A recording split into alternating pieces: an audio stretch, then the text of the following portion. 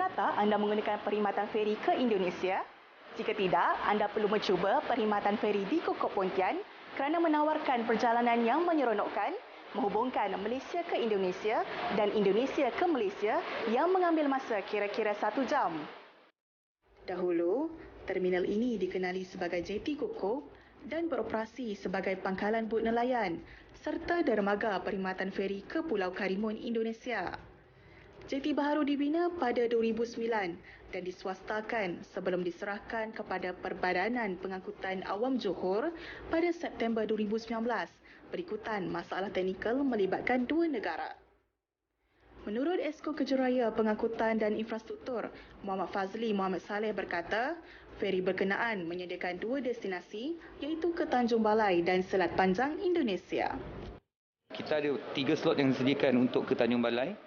Bermula pada pukul 8 pagi, 12 tengah hari dan 5.30 petang. Manakala untuk ke Kukop pula 9 pagi, 11 pagi dan 3 petang. Kita menawarkan pembelian tiket secara online melalui WhatsApp dan juga terus di kaunter. Dan kita ada juga memberi kemudahan pengurangan harga untuk khususnya untuk kanak-kanak. COVID-19 yang membelenggu negara sejak 2020 melumpuhkan perkhidmatan ini. Bagaimanapun, pada 19 Mei 2022, terminal ini kembali beroperasi sejajar dengan pembukaan sepadan negara pada 1 April 2022. Sehingga hari ini, 18,500 penumpang direkodkan menggunakan feri ke Tanjung Balai, manakala 2,200 penumpang ke Selat Panjang dalam masa sebulan. Saya difahamkan kalau menggunakan perkhidmatan feri daripada Kukop ini ke Tanjung Balai sebagai contoh lebih kurang dalam 1 jam suku, manakala untuk ke Selat Panjang dalam 2 jam.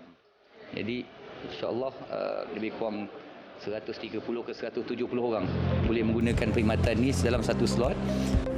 Pengalaman menaiki feri ke Indonesia menyeronokkan. Tidak hairanlah ada pengguna yang menggunakan perkhidmatan ini lebih daripada sekali. Peniaga kecil-kecilan di sekitar terminal juga menarik nafas lega apabila perniagaan mereka kembali rancak. Oh, saya dah biasa naik feri ni pergi balik, lagipun senang, berdekatan dengan kampung saya. Senanglah nak berhubungan. Kadang-kadang kalau family ada cuti, kita dengan family. Kalau tak, seorang je lah. Sebab anak-anak kat sini. Selalulah saya naik feri ni karena naik daripada Kukop ni memang dekatlah dari tempat saya tinggal dekat Tanjung Balai itu kan. Lagipun masa pun tak lama, 1 jam sampai. Lepas tu kan dibukanya lagi laluan Kukop Tanjung Balai ni memang mempermudah kita lah kan. Sekarang ni, keadaan sekarang ni masih sekarang ni lah. Alhamdulillah lah, pasal sebelum masa COVID memang teruk gila lah. Tapi sekarang ni alhamdulillah nampaknya tak ada masalah apa pun nampaknya. Daripada segi pelanggan makin bertambah. Pelanggan makin bertambah.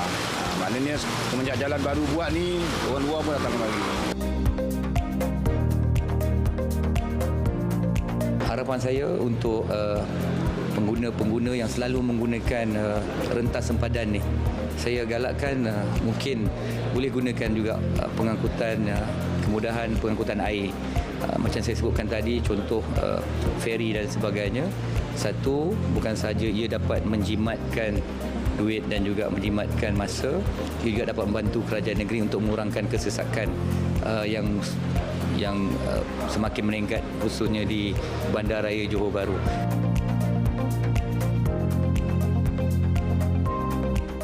Terminal feri Kukop Pontian yang kembali beroperasi Mei 2022 setelah ditutup pada tahun 2020 akibat COVID-19 kini semakin sibuk susulan peningkatan kemasukan pelancong Indonesia ke Malaysia dan pengunjung Malaysia ke negara Republik itu.